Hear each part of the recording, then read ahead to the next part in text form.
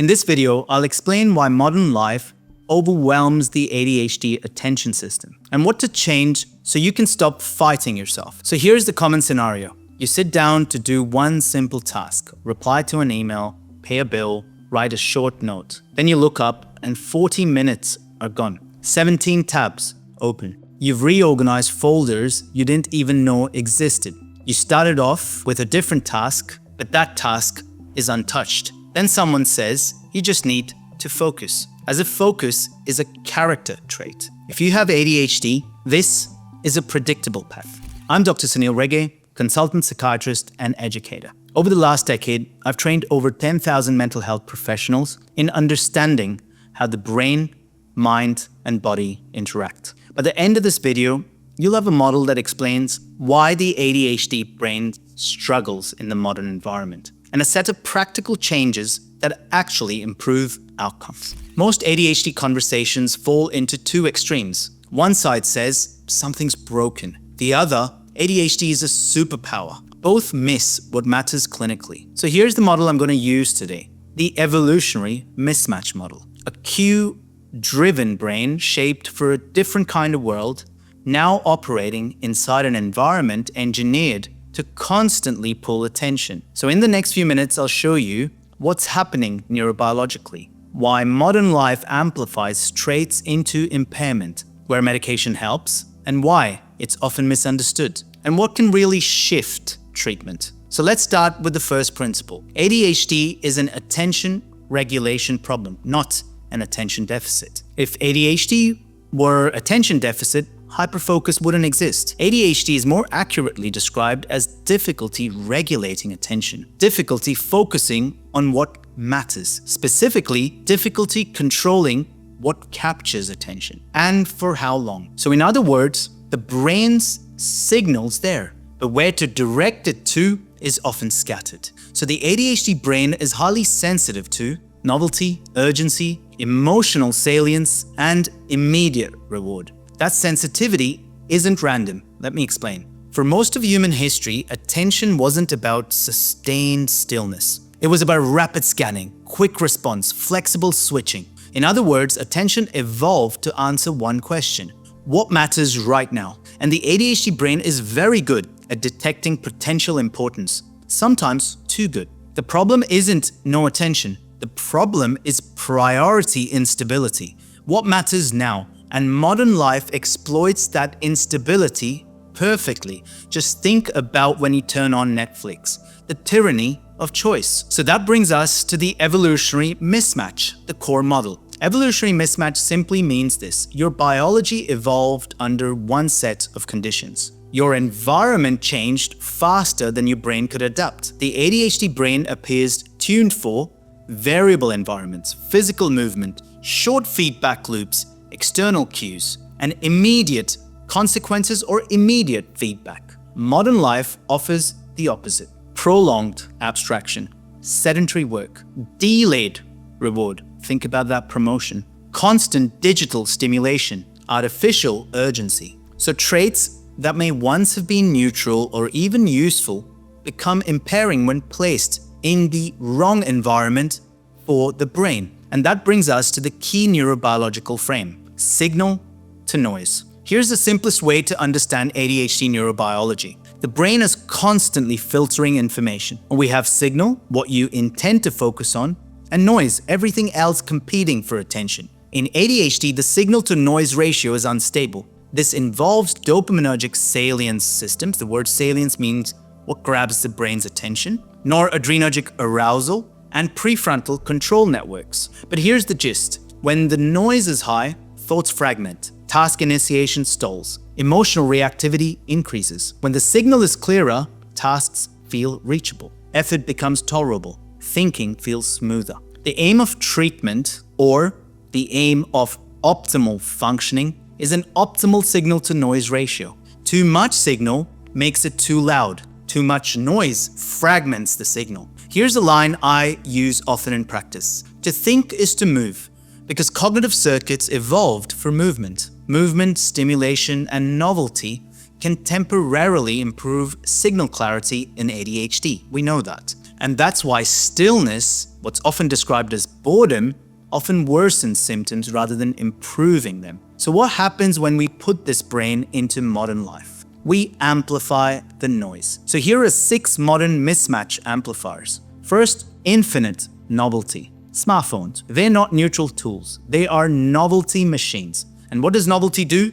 It spikes salience, constant surprise signals. And salience captures attention. So one piece of attention that was meant to go in a different direction is now captured by the smartphone. The ADHD brain struggles to disengage once captured. 2, easy reward. Reward does not equate to pleasure. Reward is about the reward and motivation cycle. In simple terms, it's about how the brain values effort for particular tasks. Nowadays, required effort in some tasks is minimal for feedback. For example, in some tasks, it simply requires a thumb movement, the scrolling. This retrains the brain to expect rapid feedback, making sustained effort feel disproportionately costly. So take a step back and think about this. If the brain can receive rewards from low effort tasks, it's going to perceive high effort tasks as costly, and therefore will move towards energy conservation mode. Scrolling provides novelty at low cost. Number 3, sleep disruption. Sleep loss reduces prefrontal control and impacts emotional regulation. Many individuals with ADHD aren't just distracted, they're suffering from sleep debt. Now, I've covered the relationship between ADHD and sleep here. It's an extremely important topic to take into account when treating ADHD. Number 4, sedentary lifestyles. We know that the word emotion arises from the Latin word emovere, to move out. In other words, emotions evolved for movement. Movement stabilizes arousal.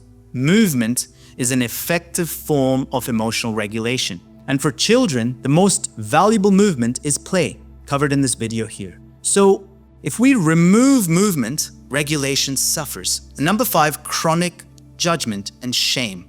The scrutiny that we experience in the current modern world. Repeated perceived failure creates threat. Comparison with other individuals. Threat narrows cognition. Number 6, the desk work civilization. Modern productivity rewards stillness, abstraction, and delayed gratification. That's a specific cognitive style being selected for. Some brains aren't going to fit in here, not because they're unwell, but because it's a mismatch. It's because the environment is poorly matched to your brain. So the question here is, why does medication help? Medication helps because it improves signal-to-noise ratio.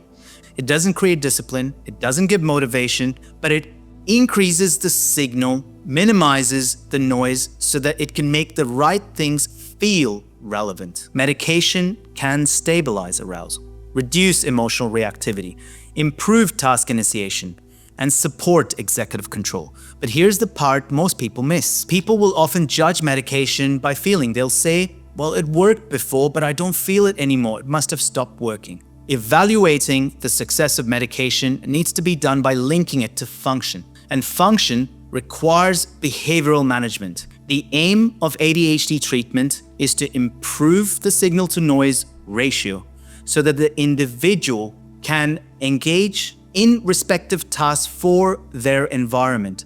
It is about helping the individual shape the environment in such a way so that it can match their brain. Because remember, the ultimate goal is to help the individual recognize what matters. The aim is to help them complete the overall reward and motivation cycle, because the more sustained engagement with tasks, with delayed gratification, the more likely motivation will follow for those respective tasks. So let me give you 6 practical tools to treat the mismatch, not just the diagnosis. First, shape the task environment. Make distraction harder. Make the right task easier. Simple step could be keeping the phone locked away in a different room. 2, protect sleep aggressively. Sleep is neurobiological treatment and is one of the most powerful stimulants for your brain. I've covered that concept in the video here. Third, move to regulate.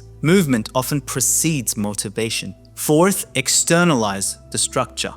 Use calendars and timers. This is cognitive scaffolding. Number 5, target emotional regulation. This is a separate topic in itself, but the key points here that can exist are threat, shame, guilt, all of which worsens cognition and keeps the emotion heightened.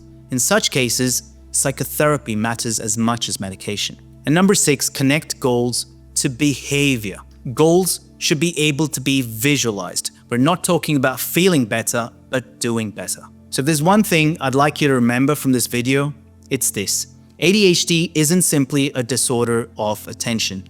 It's a context-sensitive brain in a mismatched world. It means it requires precision, individualization in diagnosis, in medication, in environment, and expectations. When we treat ADHD properly, we're not changing the person. We're changing the conditions under which their brain can function. If you're a clinician and want deeper practical training on ADHD across assessment, the 9-step diagnostic strategy, pharmacology, and non-pharmacological strategies, take a look at the Academy by Psych, the ADHD curriculum. I'm Dr. Sanil Rege, and you're watching the Dr. Rege channel. If you liked the video, found it helpful, hit the like button and subscribe to our channel. I look forward to seeing you in the next video. Until next time, stay curious. Bye-bye.